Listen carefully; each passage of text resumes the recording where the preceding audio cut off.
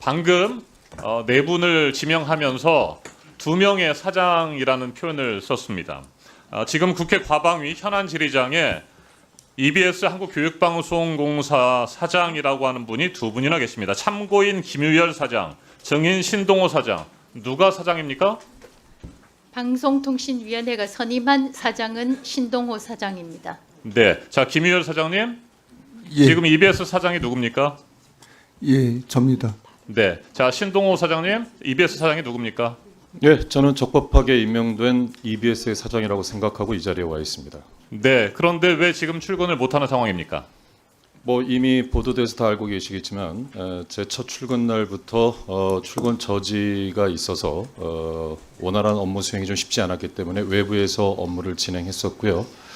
이후 가처분 신청이 1심에서 인용이 됐기 때문에 지금 현재는 제가 출근하지 않고 있는 상황입니다. 네. 자, 방금 언급하신 첫 출근 현장의 모습을 영상으로 준비했습니다. 여러분 함께 보시겠습니다. 여기 계실 분이 아니신 것 같습니다. 제가 봤을 때는 여기 입학하신 분이 아닌 것 같습니다. 어디서 인사권이라고 존중받아야 된다고 말했습니까? 대법원에서 이인체제 불법 임명이라고 명확하게 말했습니다. 아사님, 또 자의적으로 해석하십니까? 네, 지금 제가 알기로는 현 사장님께서 가처분 넣으신 걸로 알고 있습니다. 그때까지 오지 마십시오. 불법 임명을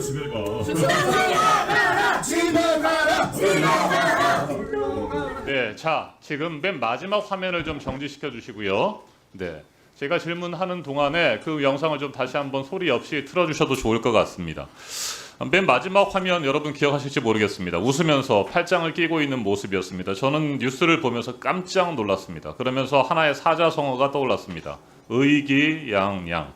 그래서 제가 그 사전을 좀 찾아보니까 뜻한 바를 이루어 만족한 마음이 얼굴에 나타난 모양. 그런 심정이셨습니까? 제가 첫 출근 당시에 노조에서 출근 저지를 했었던 때 제가 했던 첫 번째 멘트는 이거였습니다. 우리 대화 좀 합시다였습니다. 저는 불필요한 오해와 잘못된 왜곡된 내용에 대해서 대화를 하고 싶어서 대화를 하자라는 게 제 첫 마디였고 시종일관 저는 그런 태도로 출근 저지 때마다 발언을 해왔습니다. 네, 그렇습니까? 됐습니까? 네. 됐고요. 다시 한번 이 장면 한번 틀어주십시오. 맨 마지막 부분에. 네, 웃으면서 팔짱을 끼고 있는 모습이 그렇게 직원들과 적극적으로 대화를 하려고 하는 그런 마음이었는지 저는 궁금하고요. 제가 이때 화면을 보면서 EBS 직원들이 아무리 떠들고 출근을 방해해도 나는 EBS 사장이다 뭐 이런 심정이 아니었을까라고 생각을 했었습니다. 자, 김유열 사장님. 예, 중대한 위법이 있다면서 신임 사장에 대한 임명 집행정지 가처분 신청과 임명처분 무효 확인 본안 소송을 제기하셨군요. 예. 왜 중대한 위법이 있다고 판단하셨습니까? MBC 박문진 이사 전례가 대법까지 결정이 있었고 또 연이어 그 유사 그 법원에서 결정이 있어서 EBS에서도 그런 똑같은 일이 일어나면 EBS는 또 MBC도 아니고 굉장히 여러 가지로 굉장히 취약한 방송사라 EBS 향후에 굉장히 어려움이 발생될 거다 이렇게 생각을 했습니다. 네, 자 이진숙 위원장님 사장으로 인정하지 않으시는 김유열 사장께서는 중대한 위법이 있다고 주장을 하셨습니다.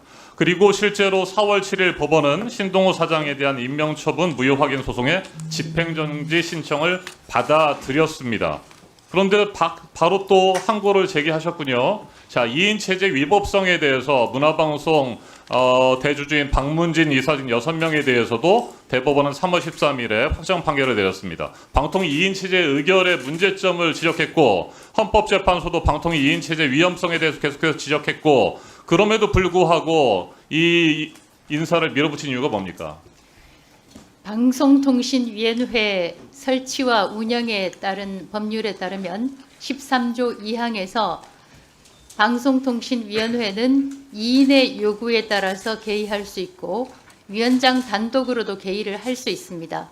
언급하신 헌법재판소의 판결은 2인 체제에 의한 결정이 있었지만 기각이 됐습니다. 네, 좋습니다. 자, 이진숙 위원장의 얘기를 들어보면 도대체 민주공화국 대한민국의 방송과 통신을 책임지는 사람으로서 헌정 질서와 또 법 질서에 대해서 제대로 된 생각을 가진 분이신가 저는 의문이 들지 않을 수가 없습니다. 도대체 어떻게 대법원, 헌법재판소, 행정법원에서 계속해서 잇따라서 2인 체제 위법성을 지적하는데도 그걸 받아들이지 못하겠다고 억지 주장을 하고 개변을 펴는지 도저히 이해할 수가 없습니다. 이호찬 위원장님 어떻게 생각하세요?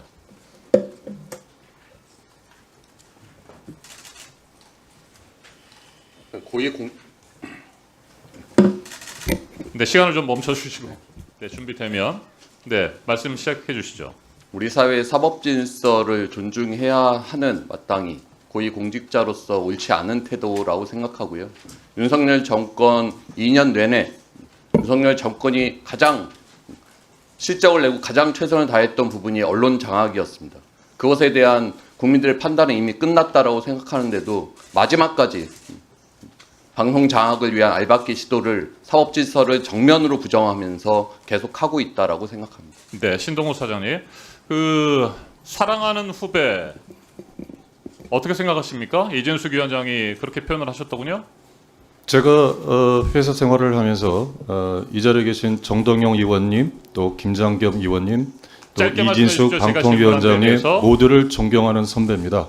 또 그분들이 과히 저를 그렇게 나쁘게 보지 않았다고 생각하고요. 네, 자, 제가 됐습니다. 28년 가까운 자, 회사 생활을 멈추세요. 하면서 네, 그릇되지 멈추시죠. 않게 살았다는 됐습니다. 뜻이라고 생각합니다. 네, 자, 교육은 정치에 휘둘리지 않아야 된다는 거 인정하십니까? 인정합니다. 네, 그래서 교육방송은 정치적 중립성을 갖춰야 되겠죠.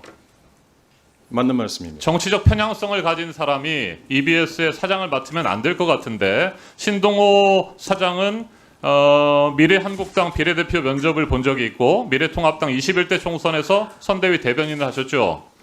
네, 정치적 편향성이 있는 인사다라고 하는 비판이 있습니다.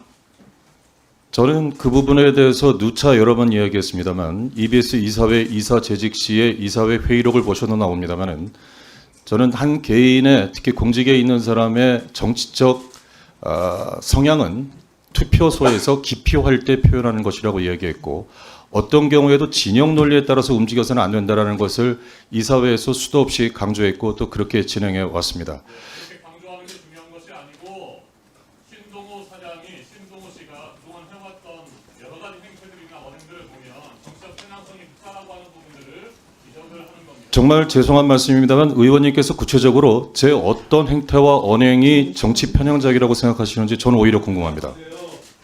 자, 이정원 의원님 추가 질의하시고요. 저기 김유열 사장님, 예. 제가 한 가지 물어보겠습니다. 들어가십시오. 그동안에 저런 경력, 특정 정당에 출마했던 분이 최근 10년 이내에 EBS 사장이 된 적이 있습니까? 최근 10년 이내에. 예, 공사화된 2000년 이후에 없습니다. 네, 그렇습니다. 없습니다. 예.